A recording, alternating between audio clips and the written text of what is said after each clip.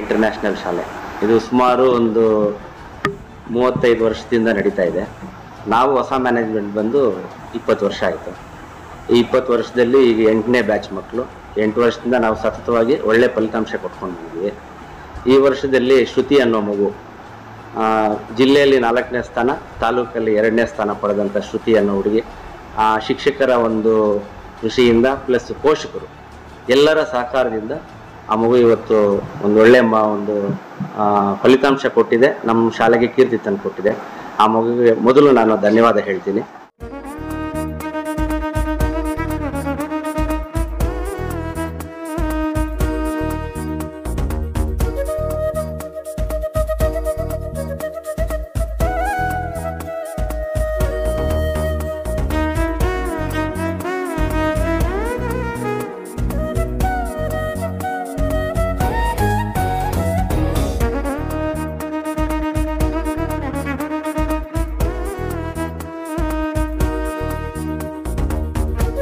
ಅದ್ರ ಜೊತೆಗೆ ಏನು ಈ ಮಕ್ಕಳ ಒಂದು ಫಲಿತಾಂಶಕ್ಕೆ ನಮ್ಮ ಶಿಕ್ಷಕರೆಲ್ಲ ಕೃಷಿ ಮಾಡಿದ್ದಾರೆ, ಪ್ರಾಮಾಣಿಕವಾಗಿ ಕಷ್ಟಪಟ್ಟಿದ್ದಾರೆ, ಅವ್ರಿಗೂ ನಾನು ಧನ್ಯವಾದ ಹೇಳ್ತೀನಿ. ಅದೇ ರೀತಿ ಪೋಷಕರು ಸಹ ಮಕ್ಕಳಿಗೆ ನಾವು ಎಕ್ಸ್ಟ್ರಾ ಕ್ಲಾಸಸ್, ಕೋಚಿಂಗ್ ಕ್ಲಾಸ್ ಇರುವಾಗ ಬಂದು ಅವರು ಸಹಕಾರ ಮಾಡಿ ಮಕ್ಕಳಿಗೆಲ್ಲ ತುಂಬ ಅನುಕೂಲ ಮಾಡಿಕೊಟ್ಟಿದ್ದಾರೆ.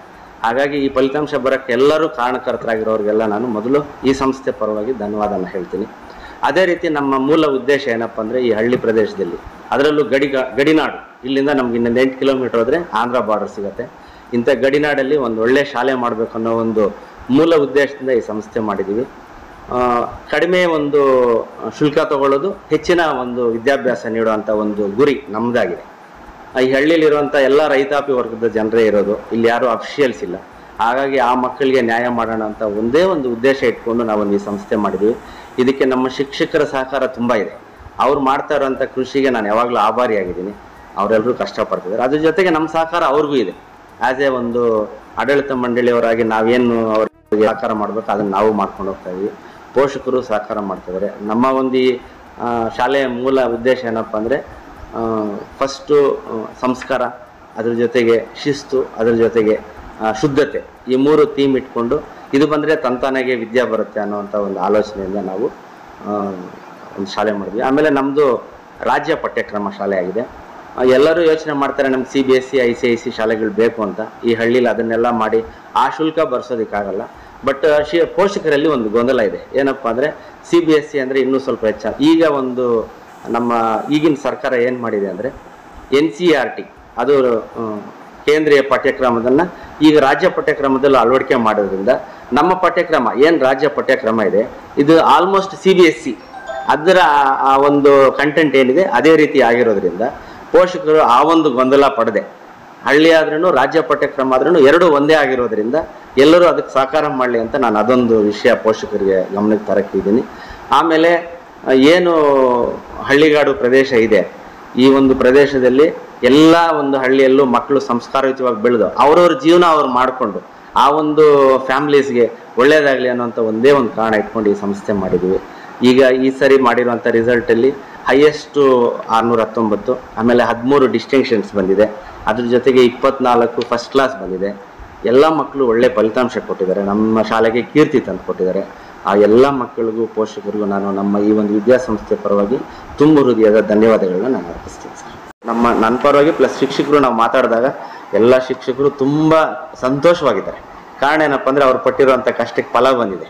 ಹಂಗಾಗಿ ಕೈ ಕೆಸರಾದರೆ ಬಾಯಿ ಮೊಸರು ಅನ್ನೋದು ಗಾದೆ ಪ್ರಕಾರ ನಮ್ಮ ಶಾಲೆಯಲ್ಲಿ ಕಷ್ಟಕ್ಕೆ ಫಲ ಸಿಕ್ಕಿದೆ. ನಮ್ಗೆಲ್ರಿಗೂ ಸಂತೋಷ ಇದೆ. ಆ ಮಕ್ಕಳಿಗೆಲ್ರಿಗೂ ಶುಭ ಹಾರೈಸ್ತೀನಿ. ಜೊತೆಗೆ ಎಲ್ಲರೂ ಒಳ್ಳೆ ಕಾಲೇಜುಗಳಲ್ಲಿ ಹೋಗಿ ಅವರವ್ರ ಒಂದು ಏನು ಸಾಮರ್ಥ್ಯ ಇದೆ ಅದನ್ನು ಪ್ರೂವ್ ಮಾಡಿಕೊಂಡು ಹಳ್ಳಿಗಾಡು ಪ್ರದೇಶದಲ್ಲಿ ಏನಾಗ್ತಾರೋ ಗೊತ್ತಿಲ್ಲ, ಡಾಕ್ಟ್ರು, ಇಂಜಿನಿಯರು, ಮತ್ತೊಂದು ಅವರು ಕೂಡ ಸಮಾಜ ಸೇವೆ ಮಾಡುವಂಥ ಮಕ್ಕಳಾಗಬೇಕು ಅನ್ನೋ ಉದ್ದೇಶದಿಂದ ನಮ್ಮ ಸಂಸ್ಥೆ ಅವ್ರನ್ನ ಬೆಳೆಸ್ತಾ ಇದೆ ಸರ್. ಅಭಿಪ್ರಾಯ ಏನಂದರೆ ನಾವು ಕಡಿಮೆ ಶುಲ್ಕ ತಗೊಳ್ತಾ ಇದ್ದೀವಿ. ಎಲ್ಲಿ ಬೇಕಾದರೂ ನಾನು ಅದನ್ನು ಹೇಳಕ್ಕೆ ರೆಡಿ ಇದ್ದೀನಿ. ಶುಲ್ಕ ಕಡಿಮೆ ಇದೆ, ವಿದ್ಯಾಭ್ಯಾಸ ಚೆನ್ನಾಗಿದೆ. ಅದನ್ನು ಅವರು ಸದ್ವಿನಿಯೋಗ ಮಾಡ್ಕೊಳ್ಳಿ. ಆಮೇಲೆ ಕಷ್ಟ ಸುಖಕ್ಕೆ, ಒಳ್ಳೆಯದಕ್ಕೆ, ಕೆಟ್ಟದ್ದಕ್ಕೆ ಎಲ್ಲದಕ್ಕೂ ಆಗಿರೋಂಥ ಶಾಲೆ. ಅದು ನಮ್ಮ ಹಳೆಯ ಪೋಷಕರಿಗೆಲ್ರಿಗೂ ಈ ಸಂಸ್ಥೆ ಬಗ್ಗೆ ಗೊತ್ತಿದೆ, ಅದರಲ್ಲೇನು ಎರಡನೇ ಮಾತಿಲ್ಲ. ಮುಂದೆ ಬರುವಂಥ ಪೋಷಕರು ಕೂಡ ನಮ್ಮ ಕಡೆಯಿಂದ ಏನು ಸಹಕಾರ ಮಾಡೋಕ್ಕೆ ಸಾಧ್ಯ ಇದೆಯೋ ಅದನ್ನೆಲ್ಲ ಮಾಡ್ತೀವಿ. ಎಲ್ಲ ಮಕ್ಕಳು ಅವ್ರವ್ರ ಜೀವನ ನಾವು ರೂಪಿಸ್ಕೊಳ್ಳೋಕೆ ಏನು ಬೇಕೋ ಆ ಥರ ಒಂದು ಸಂಸ್ಕಾರಯುತವಾದಂಥ ವಿದ್ಯಾಭ್ಯಾಸನಂತೂ ನಾವು ಖಂಡಿತ ಕೊಡ್ತೀವಿ. ಆಗಿರೋದ್ರಿಂದ ನಮಗೆ ಮಕ್ಕಳನ್ನ ಯಾವ ರೀತಿ ನಾವು ತಯಾರು ಮಾಡಬೇಕನ್ನೋದು ನಮ್ಮೆಲ್ಲ ಶಿಕ್ಷಕರ ಗಮನದಲ್ಲಿತ್ತು. ಆ ಒಂದು ಆಲೋಚನೆಯಿಂದ ಎಲ್ಲ ಮಕ್ಕಳು ನಾವು ಬೆಳಿಗ್ಗೆ ಸ್ಪೆಷಲ್ ಕ್ಲಾಸು, ಸಂಜೆ ಸ್ಪೆಷಲ್ ಕ್ಲಾಸು, ಆಮೇಲೆ ಪ್ರತಿ ಮಗುವನ್ನು ಇಂಡಿವಿಜುವಲ್ ಕೇರ್.